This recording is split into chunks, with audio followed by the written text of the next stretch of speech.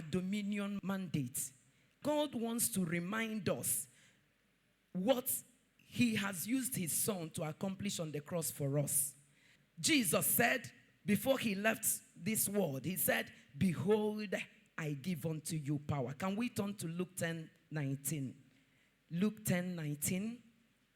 I have given you authority to trample on snakes and scorpions and to overcome all the power of the enemy. And nothing, say nothing, shall harm me. You can put your name there. Nothing shall harm me. In short, I like that phrase. Nothing shall harm me. That is something you have to go home with. That after this conference, nothing has the permission to harm you. Whether human or demonic powers, they can't harm you again. In the name of Jesus. That's the purpose why Jesus came. That's the reason why he came. He says, I have come to give you life, that you may have life and have it more abundantly. And here he said, I have given the power to you. So, God is interested in you manifesting the power, in you dominating your circumstances, in you dominating whether human, whether demonic powers. Nothing shall harm you. That's the word of God. And that's what we have come in this conference to remind ourselves and to understand. So that after this conference, you will begin to dominate. You will begin to tread upon serpents and scorpions. You will begin to step upon serpents. Whether they are human, whether they are demonic, it doesn't concern you. As long as they are against you, they shall be under your what? Under your feet. It started in Genesis chapter 1:26 down. God gave the authority to man. And he did that by creating man in his image. If God had created us in the image of another, then we would say that what he said or the power he's talking about is not possible. But because he made us in his image and then in his likeness, that means God duplicated himself in me and in you. So you are the exact duplicate of God. The ability of God is in you. Say, the ability of God is in me. The creative power of God is in me. Say it. The creative power of God is in me. And so, we are here to begin to exercise the creative power of God. The dominion that God exercised over the earth. He gave the power and he told the first man, go, subdue the earth. Dominate the earth. Put everything under. Let nothing stand you. And that's where we are standing. From the time you give your life to Jesus, God is expecting you to be on top of your situation. Say, neighbor, God wants you to be on top of every negative situation in your life, in your body, and around your family. God wants you to be on top, not below. Not below. So sickness cannot overtake you. Poverty cannot overtake you. No negative circumstance will overtake you. You have to remind yourself the word of God. Nothing will hurt me. Nothing. They will come. Oh. Don't think that they will become afraid of you just like that. No, they will come. Sickness will come. Witches will come. Cultic men will come. A lot of different negative powers will come. But when they come, hey, they will meet fire. Say fire for fire. Hallelujah. I am going to be speaking on one part of the team in preparation for us to begin to exercise our dominion mandate. There's something that has to be in place for the man, for the woman, for the youth that we want to exercise dominion. The dominion is there, the power is there. Jesus is not coming back to die on the cross again. No, he has died. The power is there, and the power is available. Say the power is available, but it's not for everybody. It's for those that will consciously prepare themselves to receive the power. It is meant for those that will consciously prepare themselves. You prepare yourself because you want this power. You want to dominate your situation. You don't want to be dancing around. You don't want to become a leaf that is being carried away. You know, when the wind is blowing, leaves are being shaken. You are shaking here and there. No, enough of that. So Jesus has paid the price All we need to do is to prepare ourselves to become worthy vessels so that we'll begin to exercise. Jesus will begin to do his own thing through our lives. Say amen to that. What am I talking about this afternoon? Dominion over our human nature. Dominion over what? My human nature. We are all human. And we know what our nature, our flesh is capable of doing. If you don't say dominion over our human nature, you can title it dominion over our flesh. We have to overpower our flesh. We have to put our flesh under to be able to exercise dominion. We have to subdue ourselves first. You don't subdue principalities and powers. You don't subdue powers of darkness just like that. No.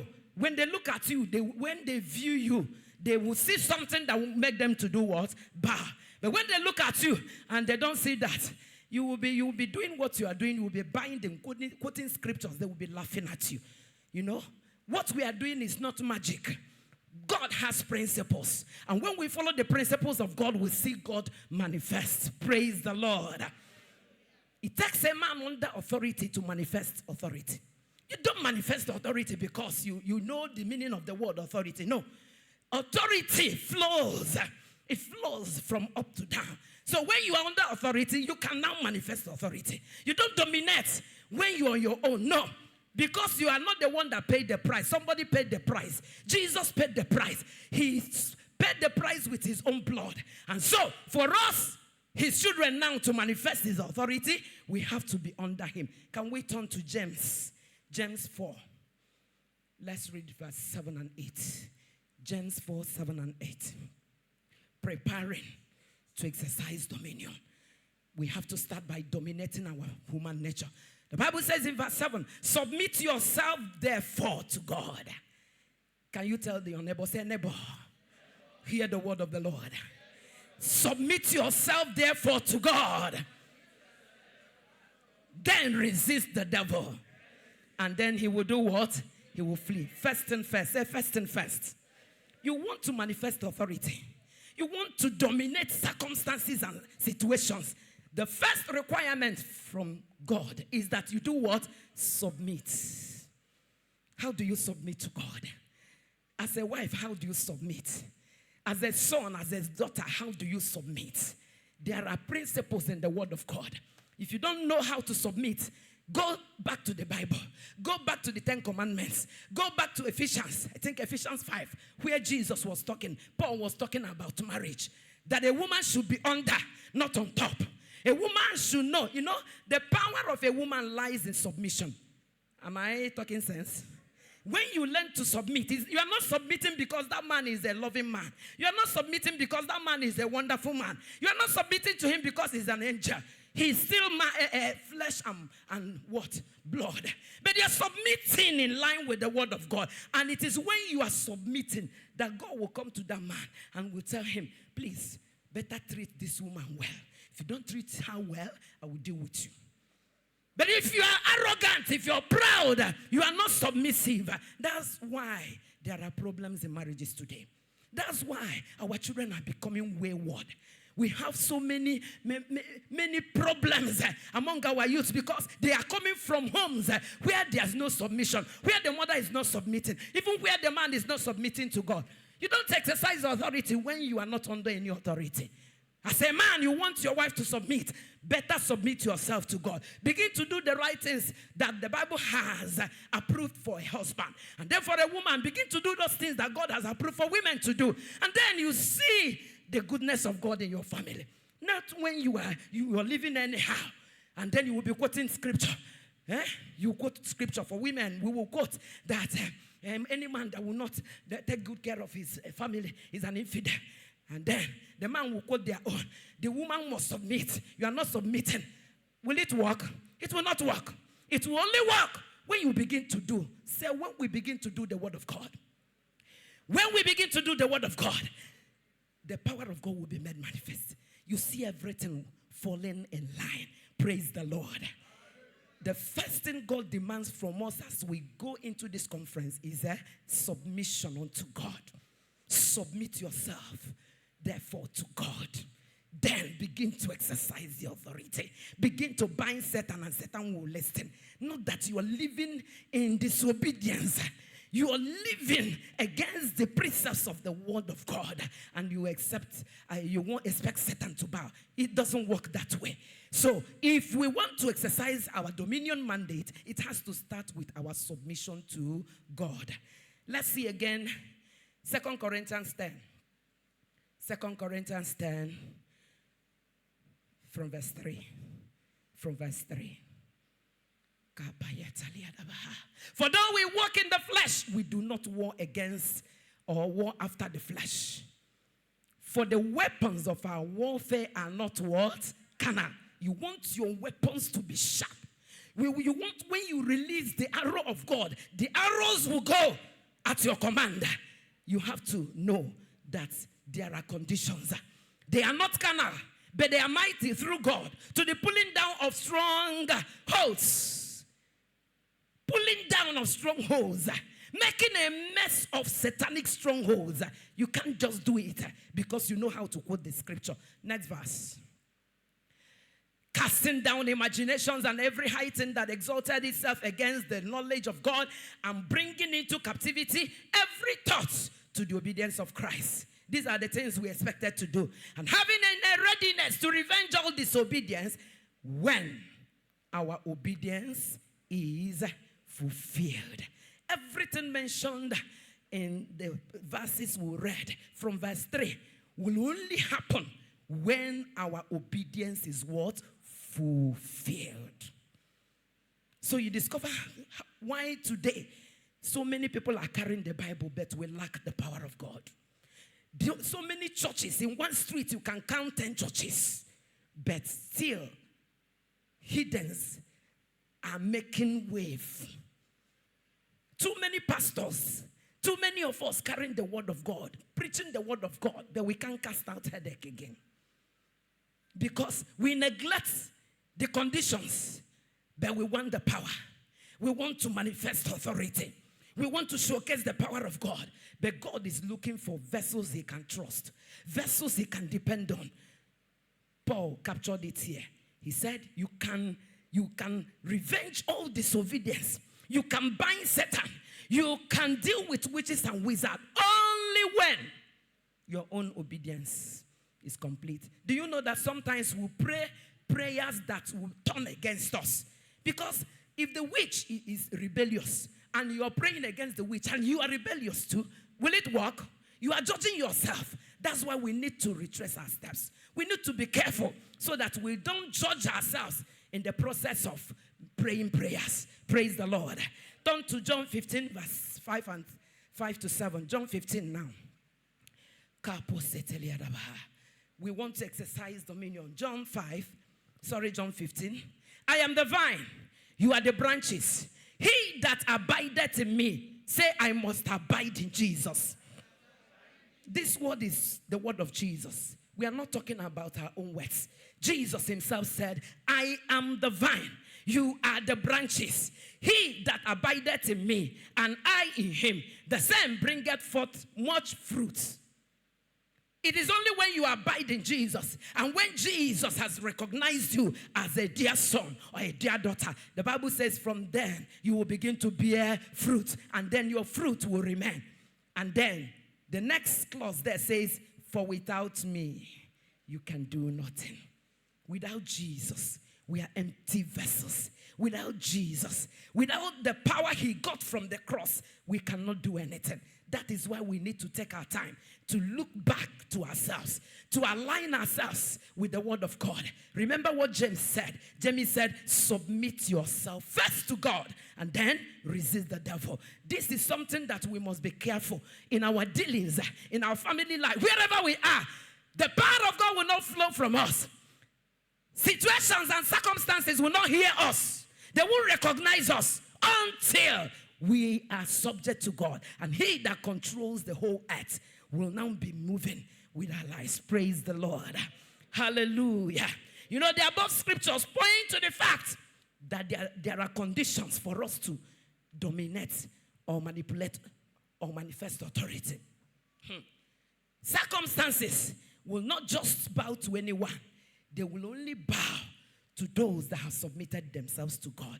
And how do we begin to dominate the human nature? Let's zero down to the main point, part of the script or the message. How do we dominate our human nature? Our human nature is the part of you that is living on this earth. It is the part of you that feels everything that happens on earth. It is the part of you that the enemy can manipulate. It is the part of you that if you are not careful with, it will drag you to the dust. But there's a way you can dominate your human flesh. You dominate your human nature and they will obey you. What's the first step if you want to manifest authority? The first step in dealing with your human nature is mind renewal. Can we say it together? Mind renewal. Let's turn to Romans 12. Romans 12. We will read the first 2 verses. Romans 12, the first 2 verses. I beseech you, therefore, brethren, by the mercies of God, that you do what? Present your bodies as a living sacrifice. Tell your neighbor, say neighbor. Do you know that your body belongs to God? Let's keep it there. Holy, acceptable unto God, which is your reasonable service. Verse 2. And being not conformed to the world. A lot of Christians are conforming to the world now. So that is the end thing. So many will tell you it doesn't matter. Appear anyhow, dress anyhow, go to church. After all, church is in the heart. To me, it is not true. It is not true. When you appear, somebody can look at you and say, yes, this is a child of God. I am not talking about some people that will dress to deceive. No.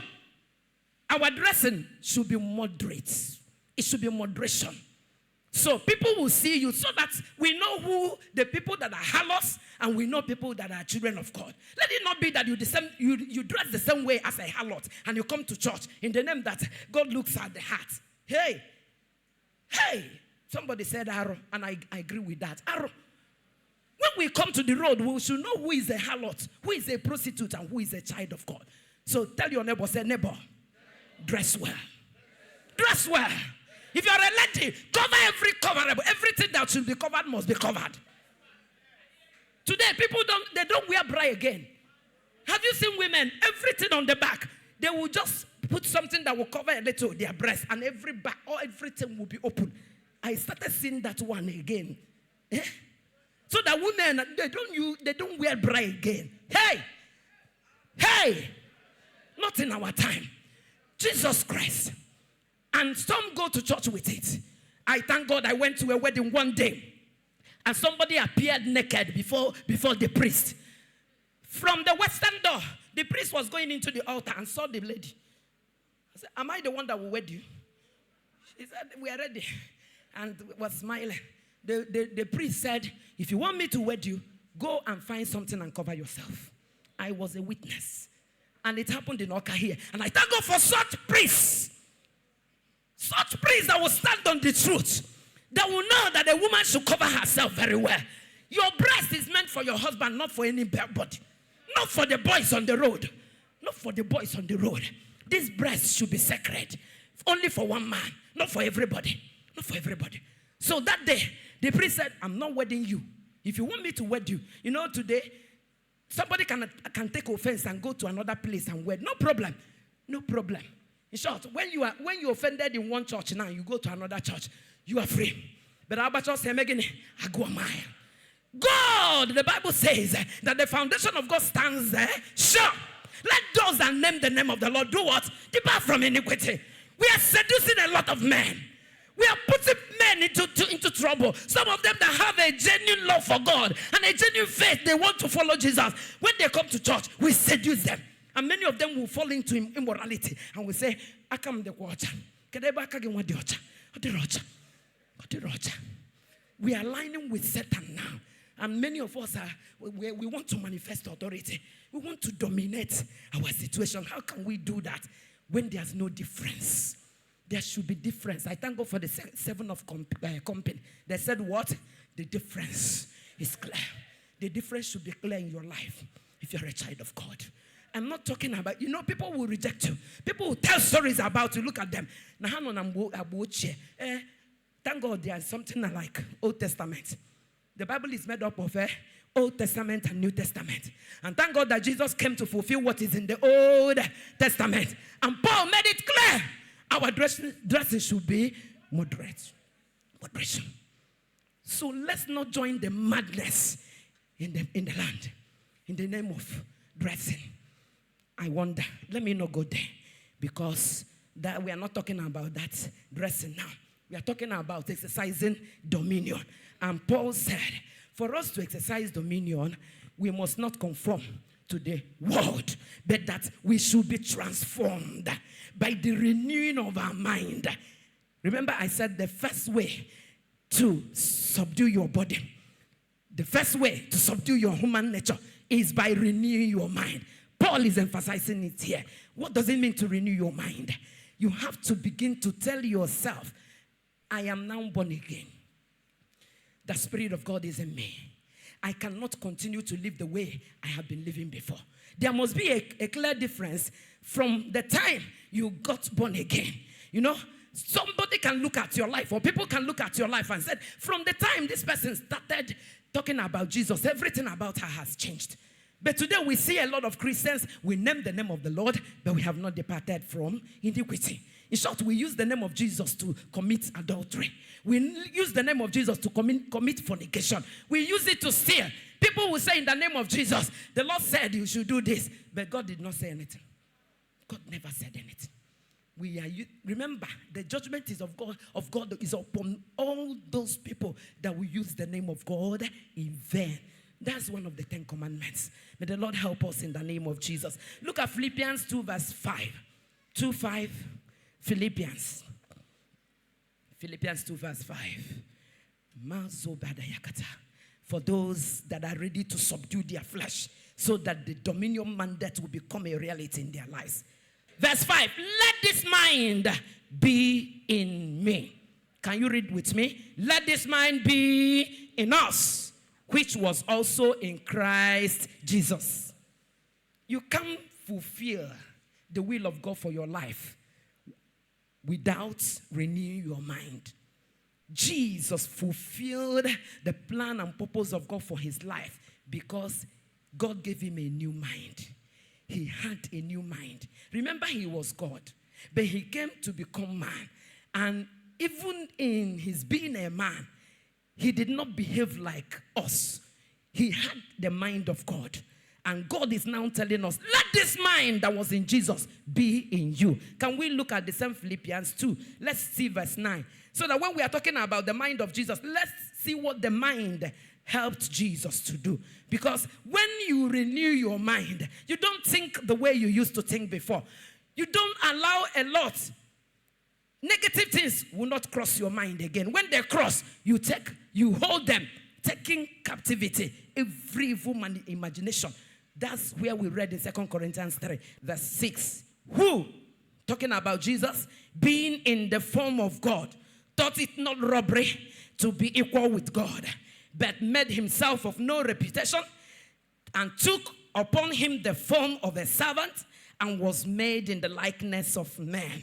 And being found in fashion as a man, he did what? He humbled himself.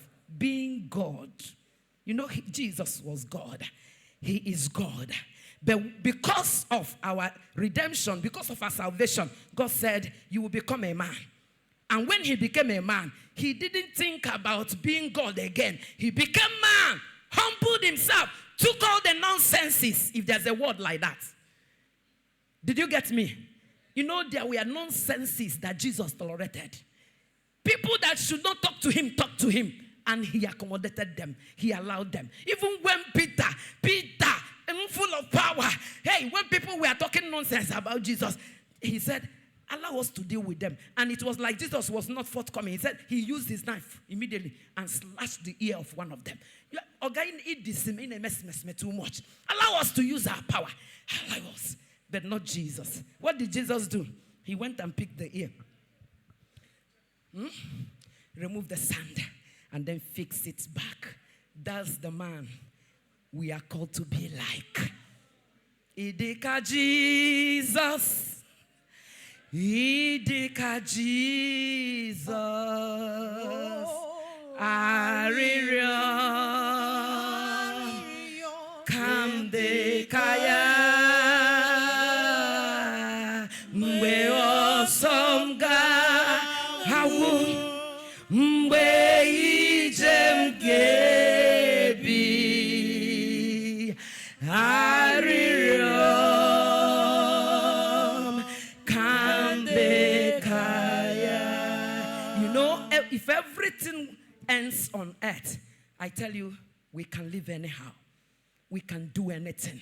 In short, somebody like me, I would drop this Bible if everything ends on earth.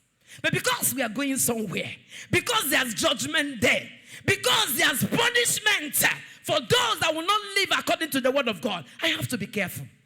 I have to be careful. What will it look like on that day? Jesus will appear and said, you did miracles in my name, no doubt. You healed the sick in my name, no doubt. You cast out demons in my name, no doubt. A lot of mighty miracles you did, recorded. But I don't know you. Do you know that the name of Jesus can be used by anybody? Anybody is free. And most times God will manifest his power because he has to respect his name. He has to respect his word. But the problem is the vessel pure? If the vessel is not pure, then anything we have done will be burnt by fire, will be discarded. Jesus said, I don't know you. Depart from me. You that walk iniquity, depart from me. So it doesn't end with binding Satan. No, anybody can bind Satan. Anybody can bind Satan. But remember, God is interested in the vessel. God is interested in our having fellowship, good relationship with him. Praise the Lord. Jesus showed us an example. He humbled himself. He never showcased himself. He never showed that I'm equal with the Father. Do you know who I am? No, not Jesus. Not Jesus. Sometimes he will even ask people, who do people say that I am? Sometimes he will even ask them, just hide it. Don't tell anybody. Don't tell anybody. But if it were me, I will have a billboard. There will be a billboard and my picture must be there to tell people who I am. That is not Jesus. That's why the Bible says, let this mind be in us, even the mind of Christ. Let's see Colossians 3. Colossians 3. We'll read from verse 1. Colossians 3, verse 1. If ye then be risen with Christ, help me ask your neighbor. Shake your neighbor. Maybe he has dozed up. Ask your neighbor. Say, neighbor, have you risen with Christ? What did he say? Okay, I know that the answer will be yes. But look at the facts. When you have risen with Christ, the Bible says, seek those things which are above, where Christ seated on the right hand of God. Seek those things which are above, if you have risen with Christ. So the way we know you have risen with Christ, the way we know you are a believer, is by the things that you seek after. Are you after fashion? Are you after this and that? You want to make money by all means. Jesus said, if you have risen with me, then seek the things that are above. Praise the Lord. How do we dominate our human flesh? It is by killing and mortifying the flesh. We have to mortify our flesh. This flesh, if you want to manifest dominion, if you want to dominate your situation and your circumstances, you must put your flesh under. If you are not prepared, if your vessel is not pure, that's why you see many on the road mad. Do you know that there are pastors that are mad today? Have you seen pastors that are mad? What do you think happened to them? If you have not seen, come, I will show you one. They know all the scriptures. They can quote the scriptures. So when they start talking, you can't scratch yourself because they carry the power. The power is being made manifest. But along the line, something happened. Satan viewed them and discovered that they named the name of the Lord, but they have not departed from iniquity. And then he will strike. And that's why many are mad. I have seen one. In short, it is on air. Come and hear this man pray. He will start praying and ministering as if he was on the altar.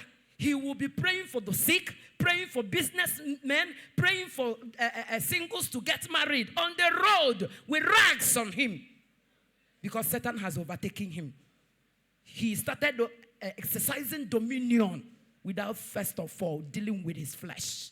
We are dealing with spirits. The Bible says that our warfare is not what? Carnal. It is a spiritual battle. And then you have to be spiritual. You have to be under God. You have to submit to God to be able to exercise authority and still remain standing. Otherwise, you'll be knocked off. Tell your neighbor, say, may Satan not knock you off. Hallelujah. I was talking about the flesh. That we have to do what? Mortify. You have to kill your flesh. The Bible says we should offer our body, present our body as a living sacrifice. Any goat or cow that comes to this altar, what will happen to that cow? What is the next thing? Death. Death. There's no cow that comes to the altar, or goat or fowl that comes to the altar and then will go back with its life. No. From the time it came to the altar, what he is saying is, kill me. And so for us that give our lives to Jesus, do you know what you are saying? Jesus, I surrender to you. Kill me. As you died on the cross, I'm ready to die with you. And from the time you have given your life to Jesus, you are dead. That's where, why the Bible said in Colossians 3, he said, if you be risen with God. If you have died with Jesus and you resurrected with him, you know, some of us that have gone through immersion baptism, that's the essence. That's why we do immersion, to show that we are dead with Christ. But some of us will accept Jesus. You will ask Jesus into your life, and you will not accept to die with him. You will not accept to be buried with him. And then you just go to immersion baptism, and then you come up. Still you, the same you. You have not changed. You have to change. So we are talking about mortifying the flesh. Let's see Romans 8 verse 13. Romans 8 verse 13. 8:13. For if you live after the flesh, you shall die. But if you through the Spirit do mortify the deeds of the body, you shall live. If you are controlled by your flesh, get ready, you will die. God will not have pleasure in you. You are just serving Satan. But the Bible is recommending that, asking us that we have to, by the Spirit of God, mortify, deaden. You know what I mean by deadening the body? Do you know that some people, before they go through operation, there's a kind of injection you will be given to deaden that part of your body? Why? So that you don't feel the pain. The pain will be much, but because you have been given an injection to deaden the body, when the operation is being done, you will not know. Because, you know, some of us are too afraid. If not for such injection, some of us would shake, and doctor will use the knife and slash and cut the body into pieces. Because you will be, as you are doing that, you know the knife, operation knife is very sharp. The doctor will make mistake.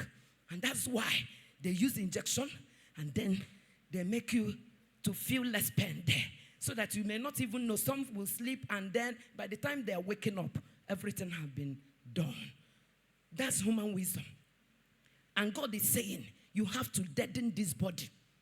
Deaden this body, because the enemy is throwing a lot of arrows, throwing a lot of darts, a lot of spells. He will come with immorality. He will come with lying. He will come with a lot of things, because, you know, we all love money. And so we want to make money at all costs. And so he will come with money. He will fly the money. I tell you, just agree with me. You won't have problem again with money. If your flesh is alive, he said, what is this Bible? You keep the Bible at back and then follow to get money. What is money? Say, what is money? Some of us, it is phone. What is phone? When there's no phone, are we not? Do we not live then? Why is it that because of phone, a lot of people are getting into a lot of atrocities just to get phone? I can tell you, you see this phone? If I like, I can put it off for 1 week, for 1 year, with the permission of my husband. Because that's the only man that will tell me what I must do. But for me, phone cannot rule me. I can put it off. What is that man can do for me that God cannot do for me? What is phone that it is controlling a lot of us? A woman was preaching somewhere and said that Satan has taken away the Bible and given us handset. When we wake up in the morning, the first thing where we go is a phone. Some of us, I know now, there are people that came specifically, they want to charge their phones. Because that phone is another thing now. It's another thing. Some will come because they know, hey, I must charge my phone, Kamburu Zoro, and then put it in. That's where, for such person, messages are preached. Because God has become a little boy to us. A lot of things that the enemy has invented has taken over and everything about us. Some of us, we don't read the Bible again because of phone. May the Lord help us in the name of Jesus. I'm talking about mortifying, killing your flesh, killing it. That this flesh will become numb. Do you know that there's a way you will deaden this flesh? Put injection, it doesn't feel it again. Do anything, it doesn't feel it again. So also you can deaden this body that whether you see a naked woman on the road, it doesn't move you. Your blood doesn't shake. Nothing moves in your body. Because that's where we are going. Naked people on the road every day. And if you have not killed your flesh, every day. So that even in the church, when you see one breast or the other, you need to plead this blood of Jesus. But you have to kill your body. You have to deaden your body. Even if Delilah comes to lie on your body, it doesn't move you. It doesn't. You will just. I'm telling you, because violence, we're not put on why. Now at this age, I can tell you because I work in the university. At times you will be walking, you are just going to your class. You see a boy and a girl doing like this along the road, in the class, in the school. So many times you ask them. I will ask them, is this your wife? Is this your wife? And you girl and they deceive. Has he paid your dowry? And he's enjoying everything now. I don't want to go there, but I'm telling you, a lot has gone wrong. Do you know that some of our students, they are enjoying marriage, but they are not married? They are not married. That's where we are going. Are you a child of God? It is difficult to live in this age except you kill your body. Except you make yourself an eunuch. Do you know that some people in the Bible purposely, they castrated themselves? I don't want to offend God. I don't want to mess up my body. And so they submitted themselves and they were castrated. Do you know that some men that work in the palaces, many of them are castrated? Why do they castrate them? Because the king will not want to share his wives and his concubines with the eunuchs. So they castrate them. And those men are still alive. So if there's physical castration, don't you think that the Holy Spirit can castrate you as you determine to serve God? Holy Ghost can help you. You hold yourself. When the Bible says the belt should not be defied, you have to obey it. You have to hold yourself until the priest will pronounce you husband and wife. And if you are able to wait till that time, you will love marriage. You will enjoy marriage. And your husband will not suspect you. And your wife will not suspect you because you were able to keep yourself. But if you have messed up, and then you are now pronounced husband and wife, before you know it, the man will say, I don't know. If you answer a call, he will say, I know it's your boyfriend. I know it's your ex that is calling you. There will be suspicion here and there. But if you're a child of God and you know how to hold yourself, you know how to zip up, you don't care. No matter what the daughters of Jezebel are doing on the road, it doesn't move you. I tell you, you will manifest authority. You will manifest authority. Can we look at the book of 2 Corinthians 13 verse 5? We are still looking at how to mortify our flesh. How to mortify our flesh. 2 Corinthians 13 verse 5. Examine yourself, whether you be in the faith. Prove your own self. Know you not your own self. How that Jesus Christ is in you. Except you be reprobate. You need to examine yourself. This is the period when everybody is born again. Everybody is born again. Prostitutes are born again. Armed robbers are born again. Kidnappers are born again. Ask anybody, you say, I'm born again. I'm born again. But do you know that God knows his people? God knows those that are his. And that's why Paul said, examine yourself whether you are in the faith. It is not a matter of coming to fellowship. It is not a matter of going to church. Not a matter of answering women. No. It is a matter of knowing who you are. A matter of knowing that you are standing in right relationship with God. Praise the Lord. You know, you have to know that God is looking at you. It is nothing with him to release the power. The power is already there. But how clean, how pure is the vessel? God is interested in the vessel. No wonder Paul said in 1 Corinthians chapter 9 verse 27. Let's see how Paul puts it. You want to manifest dominion. Let's see how what Paul did to himself, what Paul did to his body, so that he manifested dominion. 9:27. But I keep under my body. Say, I keep my body under. I bring my body into subjection. Why? Lest that by any means, when I have preached to others, myself should be a castaway. I fear carrying the microphone. I fear preaching because we will judge more than any other person. It is not a matter of preaching it. Where the problem lies is whether we do it. And it's better for me not to preach than to preach and not to do it. That's why we need prayers. Pastors need prayers. We all need God to help us. Because it is dangerous to carry the word of God, to speak to others, and you will not do what you are saying. Paul said, I pommel my body. Other translations, I subject my body. I put my body under subjection. I kill this body. Do you know you can give punishment to your body? You can punish your body. If you don't know how to punish your body, come, I will tell you how you do that. When your body misbehaves, like some boys now, when you see naked women and your body is doing somehow, please, it is normal. It is normal because God created you that way. But there's something the Holy Spirit will do in you, and your body will not react to such nakedness again. You know, we are not serving God for nothing. There's power in the word of God.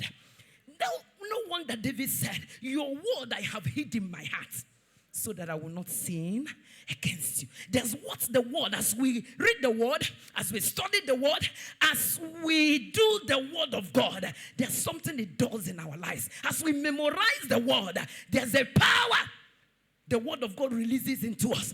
No, you know, some of us will begin to wonder.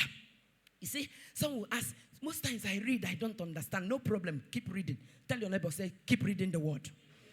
The food you eat, how does it work in your body? All you do, is it not to take a bowl of gari, put in the soup, put in your mouth. Whatever goes on, do you know? Do you know where it gets to? Do you know the processes that the gari will go through in your... You don't know. All you need to do to help your body, remember you're eating to help your body, is just to eat. And when you have eaten, when you have put it into your mouth and then chew it or swallow it, that's all. That's the same thing with the word of God. God wants you to read. That's why Joshua 1:8 says, this word should not depart from your mouth. But you should do what? Meditate over it day and night. When you are meditating over the word day and night, do you have time to watch films? Day and night, oh. Let's keep it there. When it has to get to a point that the word of God becomes you. When you open your mouth, the word of God will be flowing out. the word of God will begin to control your action.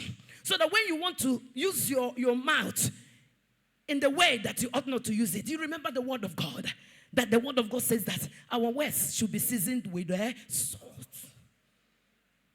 So this word of God has power to help you to live according to the word of God. Praise the Lord. Paul said he pummels. He punishes his body. He gives his body punishment. He subdues his body. His body may not allow him, but he said, I own you. I own you, my body. There was a day I messed up somewhere. It was a question I was asked, and I didn't answer correctly. I told my body, this is my mouth. You failed today. I'm going to punish you. For so hours, you will not eat. You will not eat. You will not drink anything. Why did you make mistake? I have something in mind to say, and you made me say the wrong thing. So, no food for you. That's one way to punish the body. And as you're punishing the mouth, the whole body is being punished. Is that not so? So there's a way you discipline this body. Tell the body where it belongs. This body must not mess you up. Even your eyes. Even your eyes. There's a reason why God made these eyes to be blinking. So that there are things you will see by mistake. You close your eyes. You turn the other way. Otherwise, if you continue to look because you have eyes, you will answer questions to God. Because he had given you a way out. Close it. Turn away. That's why your neck can turn. That's why if I'm moving this way and I saw what I didn't want to see, I turn around. Or I take my right or left. There are too many ways. Just don't give excuse that you can't help yourself. No. Some people will say that there are fishes in the water. Who told you you are a fish? You are not a fish. You are not any fish in the water. That's why Jesus died. The Bible says, as many as received him, he gave the power. Say power. Say power.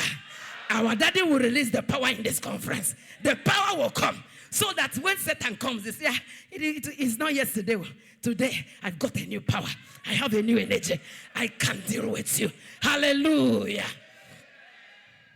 You want to manifest authority. Deal with your flesh. Say neighbor.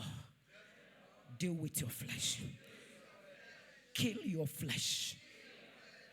The words I'm using are hard words. Nobody will do the killing for you. Nobody will do it. You must do it for yourself. You must do it for yourself. That's if you want to manifest authority. That's if you don't want to be knocked off. Because Satan is knocking a lot of people off. May he not knock you off. In the name of Jesus Christ. Okay, for time's sake, let's just look at some of the things we must, as a matter of urgency, put off. Just like you put on your dress while coming. There are things the Lord will want us to put off in our body. Put off. Put off, put off, put off. Let's look at Ephesians 4 from verse 21. I will not begin to talk about them, the verses. But as we read, please, take note. Because the word of God is talking to all of us. Ephesians 4:21. If so be that you have heard him and have been taught by him, as the truth is in Jesus. 21. That ye put off concerning the former conversation, the old man, which is corrupt, according to the deceitful lusts. The next verse. And be renewed in the spirit of your mind. Talking about mind renewal again. And then let's see the next verse. And that you put on the new man. Praise the Lord. Go to, what verse is that? Go to verse 21, please. Verse 21. Okay, get to where it talks about putting off the old man. Verse 22, let's see. That you put off concerning the former things. The old man which is corrupt according to the deceitful lust. Get down. There's a place he started enumerating. Go down. Let's see the things we need to. Let him that, 25. Let him whereof, put away. Let's begin to count and take note of what we are going to put off. You want to dominate. You want to subdue. You want situations and circumstances to obey you. These are the things you put off. Number one, lying. Hey, why did this verse start with lying? Do we have the answer? Do you know why? Satan has made lying very cheap. He has made it very simple, making us to feel that, no, now. In the Bible study today, it was mentioned so that people can lie. You see this phone? What phone will do to children of God, we will not know. We will not yet know. This phone will take many people to hell. Because with the phone you can lie. You can be in Awka and then say you are in Lagos. You can be in Awka and say you are in Abuja. You can be, but you know, the enemy is smart. But there are people that are smarter. There are agents of darkness that are smarter. Now, there's what we call the location. What do they call it? Is it Google Map or there's a way anywhere, if there's an app that you have, and if you set it, if you put it on, it will be saying where you are. So that's all in our Okpoko now marry him. There's a way he will find out. Do you know that some people can track your phone, know what you are doing, know who called you? So don't think that anything is hidden again. Nothing is hidden. And mind you that these networks we are using, somebody is controlling it. There's an engine room where everything you are doing in the phone is kept. For some of us that are snapping their naked body, you think you are sending it to your boyfriend. Somebody is viewing it. You may not know. You may not know. They will not tell you. Somebody is managing the network. So everything you are doing in your phone, even though it is yours, it is not hidden. One of the days it will be opened. And if there are some people you will offend, they will go and bring up the iniquities you committed without knowing that somebody saw it. I know one man, he can track everything that happens in the phone of her husband, his wife. And there's a wife that tracks everything in the phone of the husband. The day she was talking to me and said that she's watching her husband anywhere he is, that the husband doesn't even know that she's watching. I said, you? And the man we are talking about is in abroad. But there's a device that somebody in Nigeria is using to view somebody abroad. Tell your neighbor nothing is hidden. So that you don't put your naked body on the net again and said that you are pleasing your man. And any man that will demand that you even send your naked body is a Satanist. He's a Satanist. Quote me. Just say that I said, with the permission of my husband. Why will he look for your naked body? It's a sacred thing. Even if it is your husband, let him come and have you. Or if he's abroad, let him come and take you there. And not that you send him, because somebody is controlling the handset we are using. Please, let this madness stop. May the Lord help us in the name of Jesus. Lying. Let me stop talking about lying. But you know, a couple, Ananias and Sapphira, why did they die? They lied. They want to give. Like some of us now, there may be some of us that God have told what to do in this conference, but you look at your bank account. You say, no, God, how do I manage? You will keep yourself where you are. There's a reason why God will tell you to do what he wants you to do so that he will bless your life. Praise the Lord. So when you are dead in your body, you obey the Spirit of God. Whatever he tells you to do, you do. You don't lie. Nobody is forcing anybody to do anything. If you don't want to do, no, keep your money. But when God says do, there's a reason. And for those that have given for the progress of and success of this conference, may the Lord embarrass you with blessings.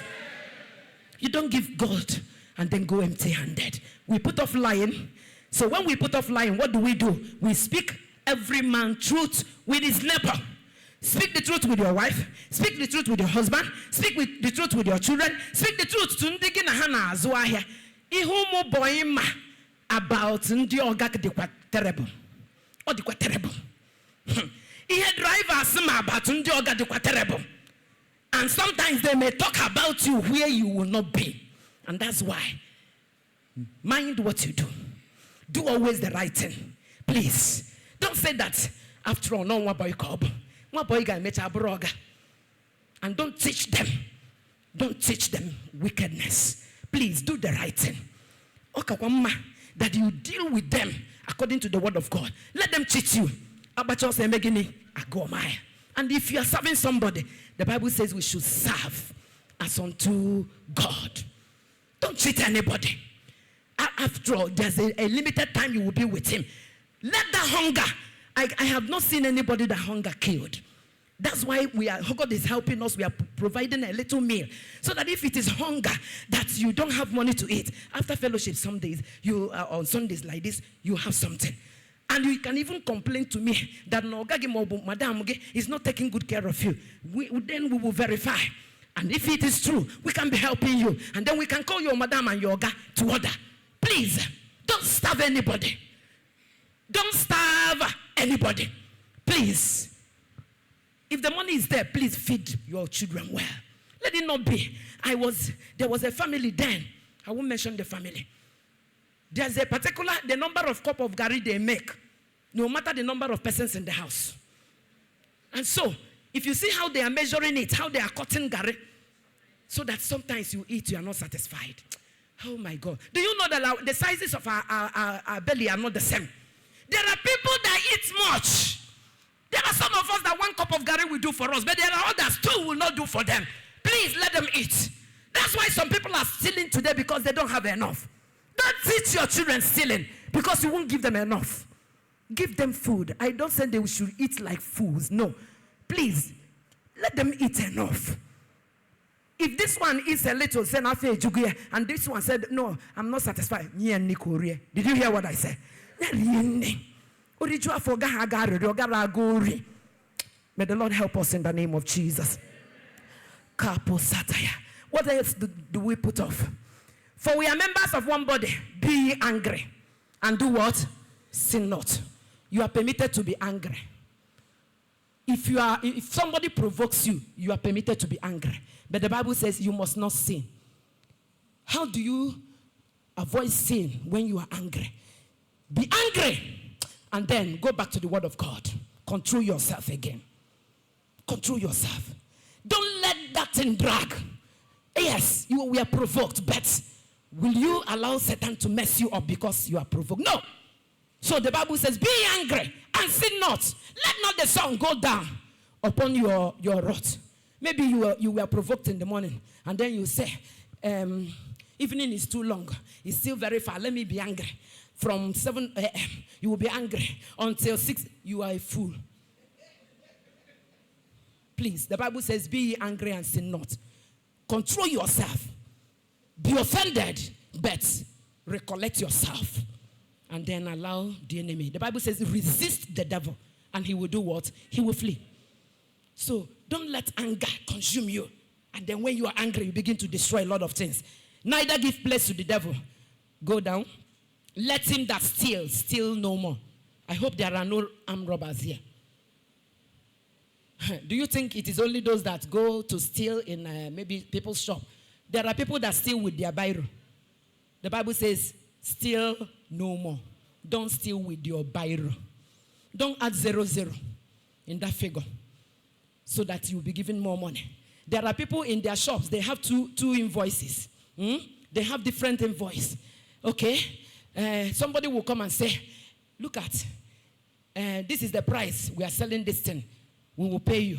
But I want you to write an invoice saying that you will sell it to us at another price. Write it. We will pay you for it. And then there's an original receipt and there are 419 receipts. So where some wicked Christians they use it to make money so that you do something. You will present that one to the Oga. Something that is being sold at 500,000. You said, okay, it was 600, it was 1 million. You bought it.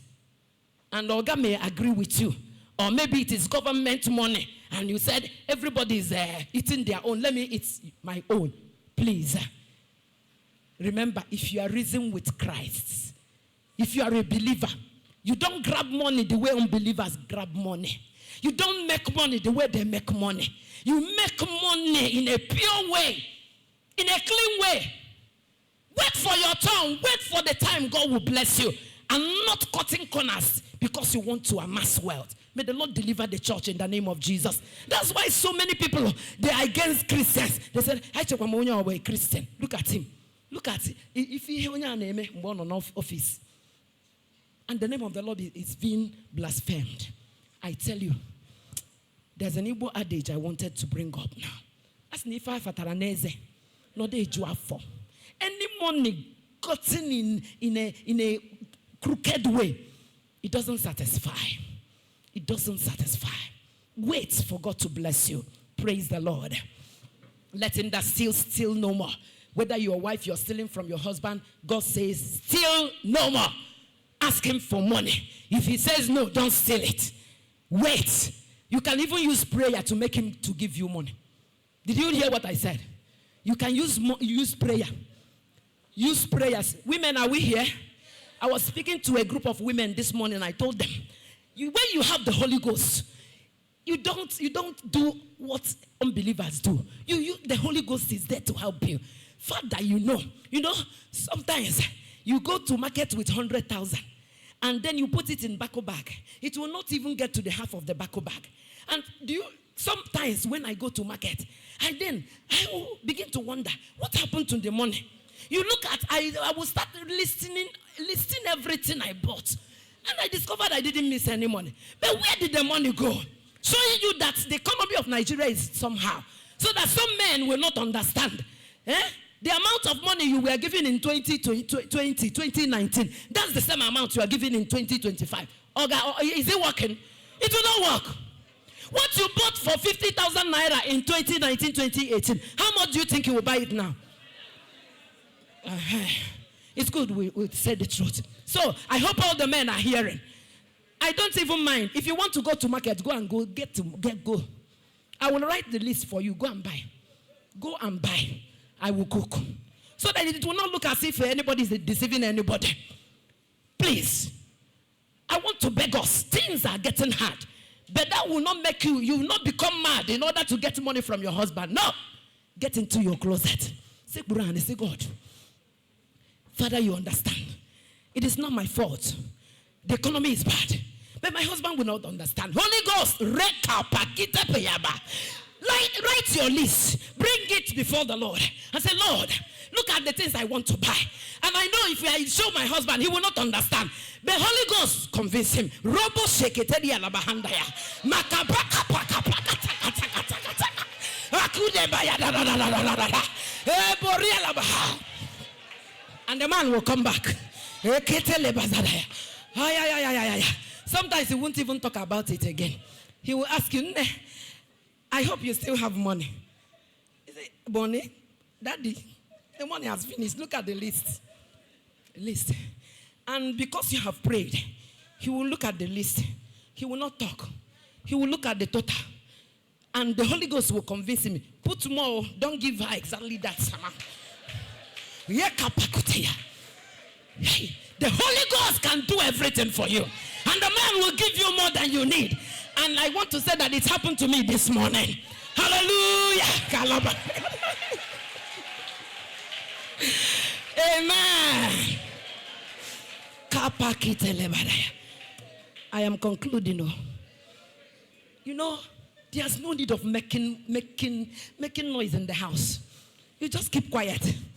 But you are battling with the Holy Spirit.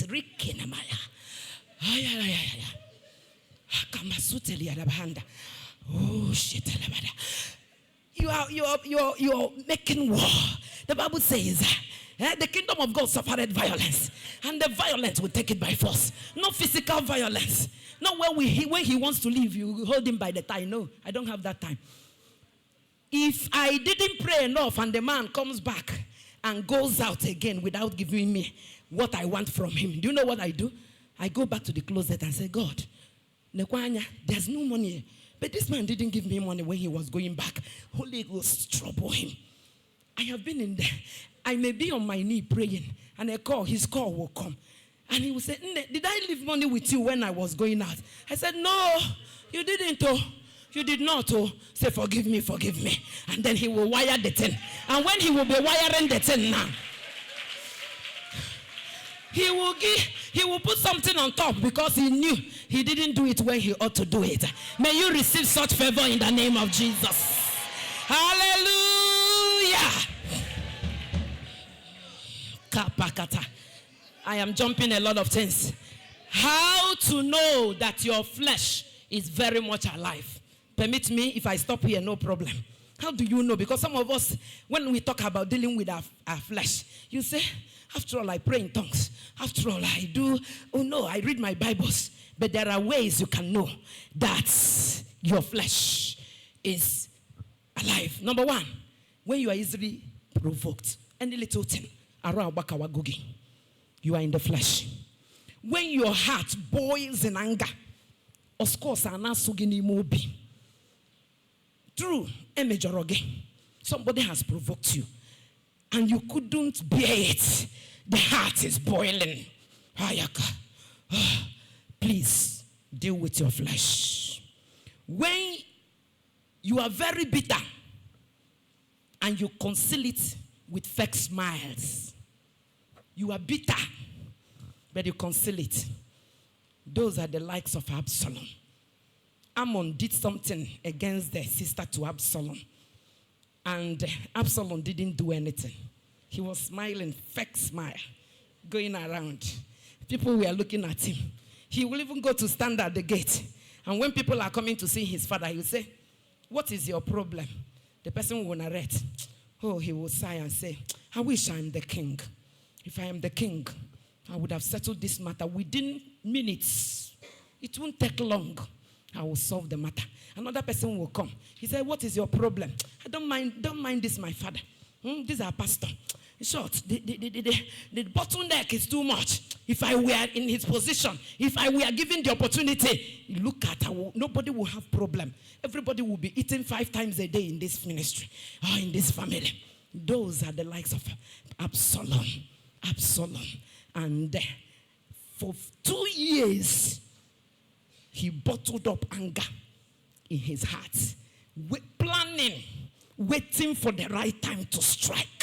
Hey, these are satanic agents in the church.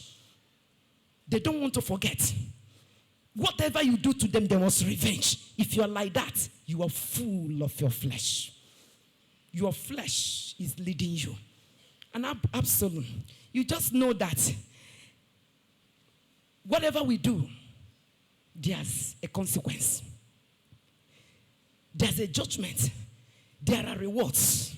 So Absalom, on that very day, he maneuvered his way and got Ammon and all the king's son to come to his banquet, birthday or whatever he called it, not knowing Ammon had forgotten. That's why you need the Holy Spirit. We need to be spiritually sensitive. If Ammon was sincere, a sincere child of God, he was not a sincere child of God.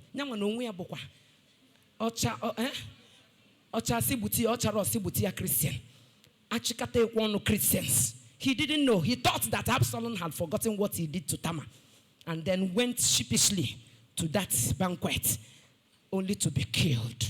He was killed. May the Lord deliver you from every Absalom in the name of Jesus. May the Lord deliver you. If you are an Ammon, please. If you are another Ammon, repent and become sensitive in the spirit in the name of Jesus. We are looking at how to know that you are in the flesh. And I said, if you are bitter and you conceal it with fake smiles, remember God sees. When you imagine wickedness or devise evil in your heart, you are in the flesh. Your heart is desperately wicked to revenge. This person did this, I must do that to that person. Please, deal with your flesh.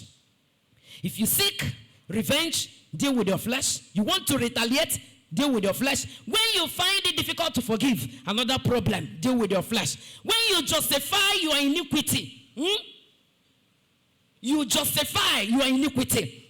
When you're confronted about your sin like Saul, you begin to justify yourself. After all, God demands sacrifice. That's why we reserve some of the best sheep and oxen to make sacrifice for God. Justify himself. But God said, kill everything.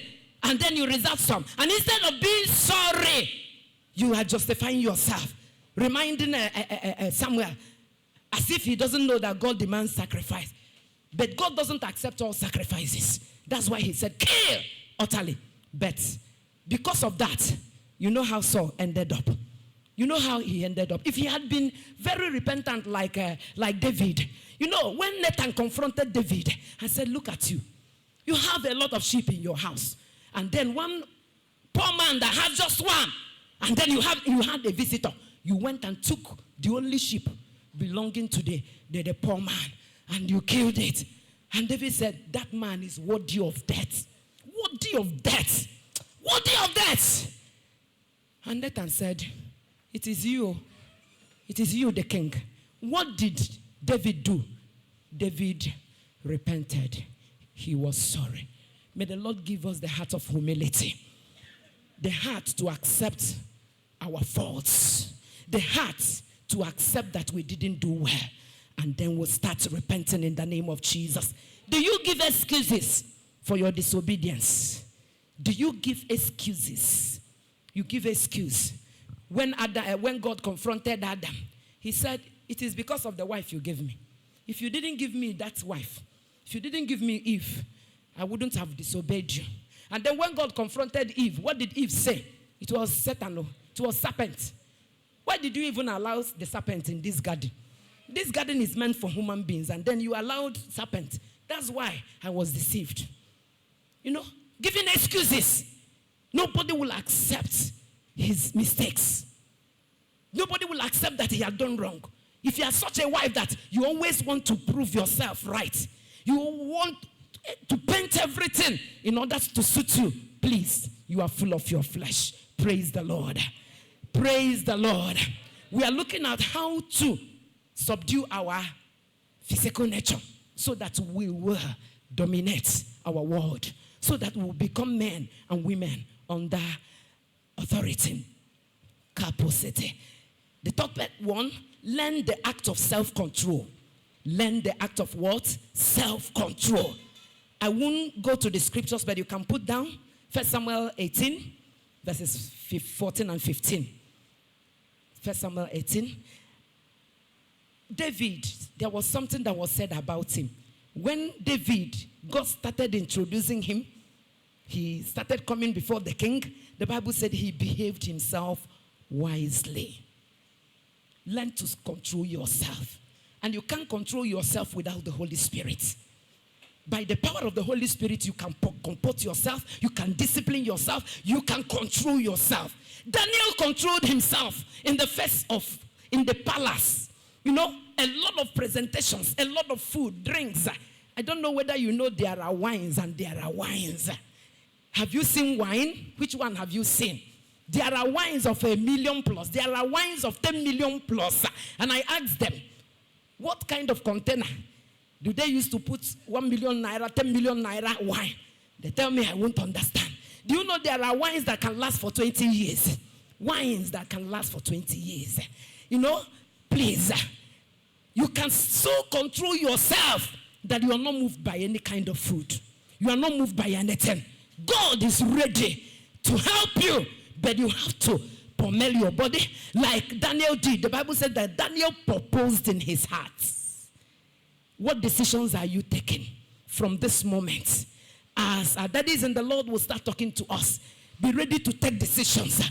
You may have failed in one area or the other, but remember in the Bible, we have people that succeeded. David succeeded. Phinehas succeeded.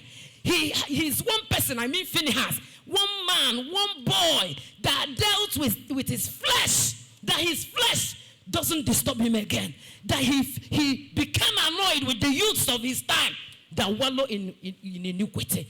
You can so discipline yourself by the power of the Holy Spirit that fornication is not for you, stealing is not for you, lying is not for you, because you have controlled yourself. The Lord is in this meeting to help us, because God is looking for willing vessels that he will use. And the only vessels he will use are the ones that have dealt with their human nature, those that have subdued their flesh, those that have said no to the enemy, as long as living a righteous life is concerned. And as you take that decision like Daniel did, God will help you. God will empower you, and you will manifest dominion in every sphere of life.